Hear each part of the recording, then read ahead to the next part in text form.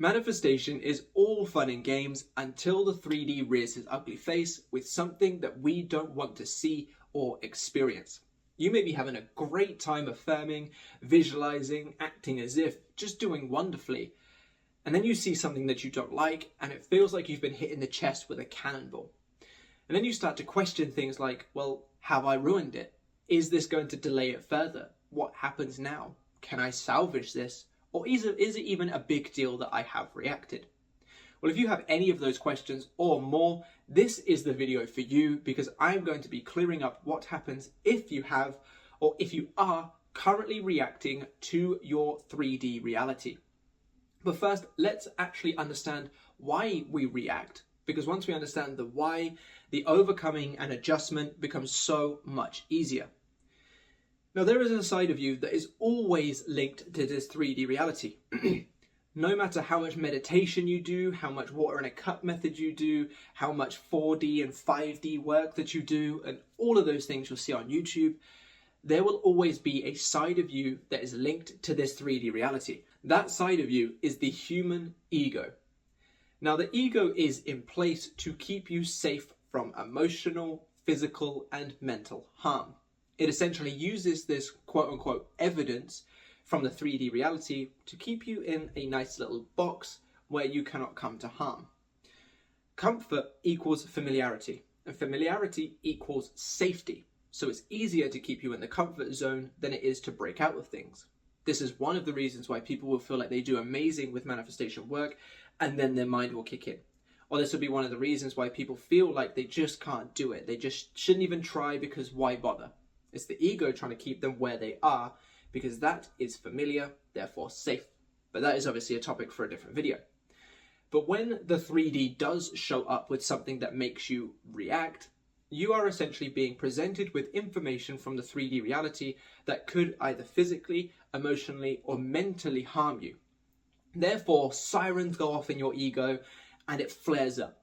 And this is why when something has happened in the 3D reality, a lot of us go into a bit of a fight or flight response. Because essentially your ego either is scared of physical, emotional, or mental harm, and therefore is either getting you ready to fight it or to run away from it. This is why when you react, you may find yourself getting extremely angry and exploding on the person or whatever is showing up.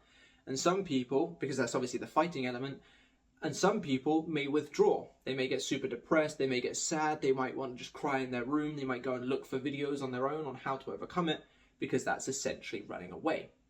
So the reason why you react is because your ego is being presented with information that makes it flare off, thinking that you are no longer in a safe environment. Now, of course, seeing something that you don't like isn't a life or death situation, but unfortunately the ego doesn't know any different and therefore sets it off like this so that we can react in such ways to either fight this instance or run away from this instance. Now, that's why we react. Fairly simple. Obviously, the applications of it will be a little bit more complex, but fairly simple. Something shows up, we're either getting ready to fight it or run away from it. And this is where the reaction comes from. But what do we do about it then? Well, first, I want to talk about what to do if you're actually currently in the reaction, because I think that would be more useful first, and then obviously we'll end off with what to do once you have reacted. If you're currently in a reaction, the first thing that I think you need to do, or the first thing that I would do if it was me, is take a few deep and calming breaths. The thing about the fight or flight response is essentially you are limiting the way that your mind works to get ready to fight or flight. We are looking at things from a very narrow-minded standpoint. I am in danger, here's how I'm going to overcome it. And therefore, when we're in this state, we are not thinking clearly. So the first thing that you need to be doing is the complete opposite of what a fight or flight response is. Fight or flight is you basically gearing up. The adrenaline's pumping, you're one-track minded, your breathing might even become a little bit more shallow because you're getting ready to pounce or to flee. So what we want to do once we realize that something has triggered us and we are reacting to it is we want to calm ourselves down first. And in my opinion, an amazing way to do this is to take a few deep and deliberate breaths. By slowing down your breathing and by getting deeper breathing in, you'll find yourself relaxing more and more, more and more, and more and more, to the point where you'll notice yourself starting to be able to think a little bit more clearly. The anxious feelings or the fearful feelings or the overall icky feelings that you get when in that reactive state will start to lessen, and you'll be able to actually consider what you're going to do going forward as opposed to pouncing on what your ego is saying, let's just do this is the next best thing to do. Because your ego is there to keep you safe, like I mentioned, but it's assuming things are life or death situations. And if you are in a life or death situation, then yeah, you don't want to be breathing. If you've got a lion coming at you or a serial killer's on his way to you, you don't want to be standing there doing some deep and deliberate breaths. But in the moment where maybe you've seen someone with the third party that you don't want to see or something like that, in those instances, it's not life or death. And therefore, reacting from an egoic standpoint is not going to be a benefit to you. In fact, I don't think there's ever a benefit to you in those instances where following the ego is the right thing to do. So what we want to do is the complete opposite. We want to calm ourselves down so we can start thinking rationally as opposed to from the ego's sort of primal safety mechanism way. By doing this will then make it for you to actually go and move on to the other things that you hear in all of the different LOA videos, like just flip the thought and just write it down on a paper. Just remind yourself of your power. The reason why you can't do any of that particularly easy when in the middle of a reaction is because your ego is not sitting there thinking about LOA. Your ego is sitting there thinking, shit, I need to fight this or I need to flee from this. So by calming yourself down, you will relax and be able to think more clearly from the rational side of your mind. And then from that position, that is when you can then go, okay, I understand that I don't like what I have seen. However, I am still the operant power. I am still in a relationship with this person. I still have this job or whatever the opposing thought is. By getting yourself to this position first, then you will be able to much easier do the things that you see in all of these videos. And that is what I would recommend. If you have had a reaction or if you're in the middle of a reaction, it is what it is. It's happened. And this will obviously be furthered in the next point. But what you want to be doing is aiming to get yourself back onto the right side of your mindset to ensure that going forward, you can do the next best thing, which is obviously residing in the end result, should you wish to have that end result still after whatever you've reacted to has shown itself. So get yourself calmer and clearer. Then remind yourself of your power. There is never going to be a benefit to reacting any further than you already have. If you're in a reaction and you've calmed yourself down, the best thing that you can do for yourself and the process is to remind yourself of your power. Now, there are obviously tons of ways you can do this. Some people love doing exercise because it makes them feel good. Some people love dancing around to silly songs because it makes them feel good. Some people love just sitting in front of a mirror and saying, you are an amazing person, or I am an amazing person. So whatever helps you feel empowered and feel up here, I want you to do it, because you are the only person with the capability to change your reality. You are the only person that is the variable that is considered when changing your reality. So if you don't like what you've reacted to, let's change it. But the way to change it is to get yourself back up here where you can look down on this situation and say, you suck, fuck off, basically. So get yourself to that empowered position however you see fit. Exercise, music, sit in front of a mirror, read a book, talk to friends, go out and meet friends, go bowling, go axe throwing. I don't care what you do as long as it gets you feeling up here again. And then the next step is to show yourself the outcome that you desire to be true. Because obviously, yeah, you've got yourself to an empowered position, but you don't want to be continuing to assume that whatever you've seen is the end all be all. So instead, get yourself back onto that end result. I'm in a loving relationship with this person and I'm so amazing, so of course they're going to adore me. Head over heels in love with me and they show me everything that they can to prove it. Things like that. Get yourself looking at that end result again. Show your subconscious mind that, reside within that consistently for a bit, and when you feel better, go off on your day. Now the final point, I'm just going to leave for now because I'm going to then explain that same final point in this next part, which is if you have reacted to the 3D. So if you have reacted to the 3D, so what? That is literally going to be my answer to that. So what? Your subconscious mind doesn't listen to the stories that you say and go, yeah, but you reacted yesterday for a full day, so therefore I'm not pushing this out.